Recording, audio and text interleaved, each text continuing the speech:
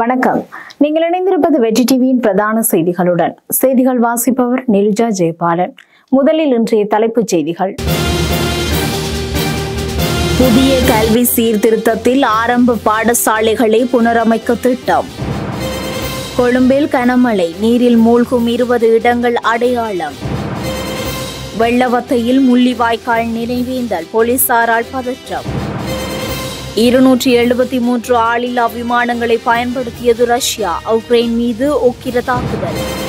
தொடர்பான இலங்கை செய்திகள். நாட்டில் சீரற்ற வானிலை தொடர்ந்துள்ள நிலையில் அதிக மழையினால் கொழும்பு மாநகர சபைக்குட்பட்ட பகுதிகளில் நீரில் மூழ்கும் 20க்கும் அதிகமான இடங்கள் அடையாளம் காணப்பட்டுள்ளன. அதன்படி ஆமர் வீதி மற்றும் மருதானை டேன்ஸ் மாவத்தை அண்மித்த பகுதிகள் அதிகளவில் நீரில் மூழ்கும் இடங்களாக அடையாளம் காணப்பட்டுள்ளதாக கொழும்பு மாநகர சபை தெரிவித்துள்ளது. நீரை வெளியேற்றுவதற்கான வடிகான் கட்டமைப்பை அண்மித்து நிர்மாணிக்கப்பட்டுள்ள சட்டவிரோத கட்டுமானங்களே இந்த நிலைமைக்கான காரணம் என கொழும்பு மாநகர சபை சுட்டிக்காட்டியுள்ளது. தற்பொழுது அடையாளம் காணப்பட்டுள்ள இடங்கள் சீர் செய்வதற்கு தேவையான நடவடிக்கைகள் முன்னெடுக்கப்பட்டுள்ளதாக கொழும்பு மாநகர சபை மேலும் தெரிவித்துள்ளது. இதேவேளை அடுத்த 24 மணி நேரத்திற்குள் பலத்த காற்று மற்றும் மழை வீழ்ச்சி பதிவாகும் சாத்தியம் காணப்படுவதாக வளிமண்டலவியல் திணைக்களம் எதிர்ப்பு கூறியுள்ளது.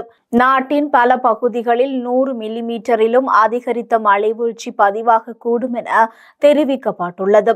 இதன்படி மேல் சப்ரகமுவ மற்றும் வடமேல் மாகாணங்களிலும் காலி, மாத்தறை, நுவரெலியா மற்றும் கண்டி மாவட்டங்களிலும் இவ்வாறு மழை வீழ்ச்சி பதிவாகும் சாத்தியம் காணப்படுவதாக தெரிவிக்கப்பட்டுள்ளது. முள்ளிவாய்க்கால் இறுதிக்கட்ட போரின் போது உயிரிழந்த தமிழ் மக்களை நினைவு கூறும் வகையில் வெள்ளவத்தையில் இன்று ஏற்பாடு செய்யப்பட்டிருந்த பொதுக்கூட்டத்தில் பதற்றமான சூழல் நிலவியுள்ளது. முள்ளிவாய்க்கால் இறுதி கட்டத்தின் போது உயிரிழந்தவர்கள், காயமடைந்தவர்கள் மற்றும் காணாமல் போனவர்களை நினைவு கூறும் வகையில் அலெக்சாண்டர் வீதிக்கு எதிரே உள்ள கடற்கரைக்கு அருகில் இந்த நிகழ்வு இடம்பெற்றது. இந்த நிகழ்வில் போலீசார் பங்கேற்பாளர்களை கலைக்க முயற்சிப்பதுடன் அவர்களுடன் வாக்குவாதத்தில் ஈடுபடும் காட்சிகள் காணொலியில் வெளியாகியுள்ளது. கல்வி அமைச்சின் கொள்கைகள் மற்றும் திட்டமிடல் பிரிவில் 2026ஆம் ஆண்டு நடைமுறைப்படுத்தப்படவுள்ள புதிய கல்வி சீர்திருத்தத்தில் நாடு முழுவதும் உள்ள ஆரம்ப பாடசாலைகளில் 312 ஆரம்ப பாடசாலைகளை நவீன வசதிகளுடன் கூடிய பாடசாலைகளாக மாற்றி அமைப்பது தொடர்பான கலந்துரையாடல் ஒன்று நேற்று முன்தினம் இரவு கல்வி, உயர் மற்றும் தொழில்துறை கல்வி அமைச்சில் இடம்பெற்றது. இக்கலந்துரையாடலில் கல்வி, உயர் கல்வி மற்றும் தொழில்துறை கல்வி அமைச்சரின் செயலாளர் நாளுக்கு கழுவெவ, கொள்கை மற்றும் திட்டமிடல் பிரிவின் பணிப்பாளர் ஜயனி பிரசானிகா, கொள்கை மற்றும் திட்டமிடல் பிரிவின் மேலதிக செயலாளர் சுஜாதா குலேந்திரகுமார் ஆகியோரும் கலந்து கொண்டிருந்தனர்.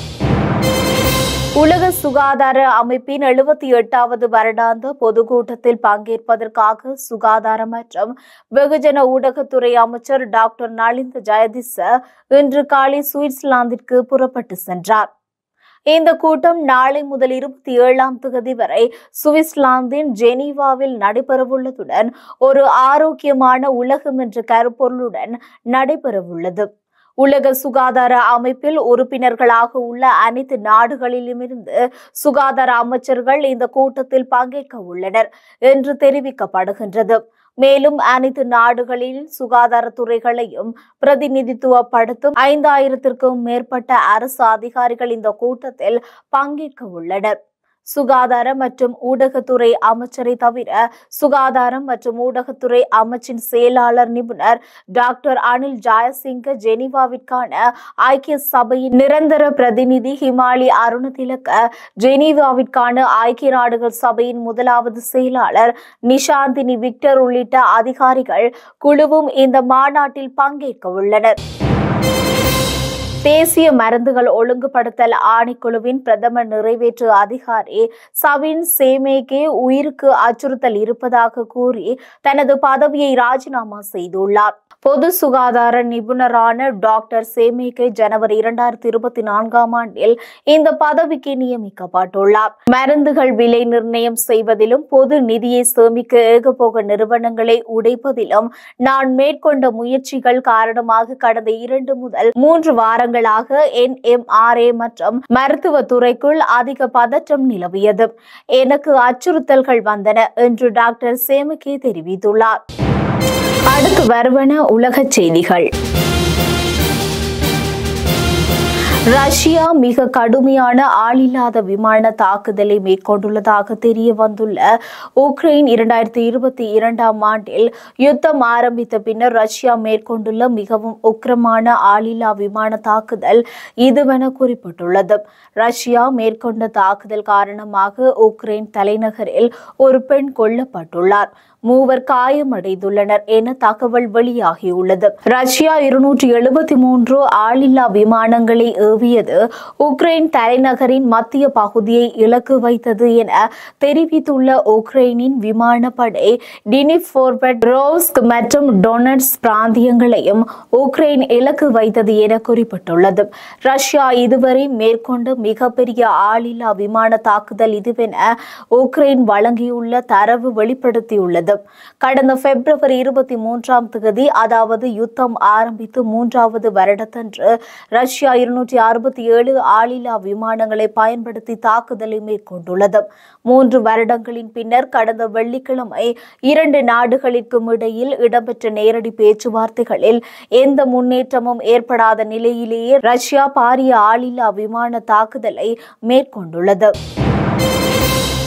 காசாவை விலைக்கு வாங்கி அமெரிக்காவிற்கு சொந்தமாக்க விரும்புவதாக அமெரிக்க ஜனாதிபதி ட்ரம்ப் தெரிவித்துள்ளார். அங்குள்ள பலஸ்தீனியர்கள் பாதுகாப்பான இடங்களுக்கு மாற்றப்படுவார்கள் என்றும் தெரிவித்தார். இதற்கு பலஸ்தீன மக்கள் கடும் எதிர்ப்பு தெரிவித்துள்ளனர்.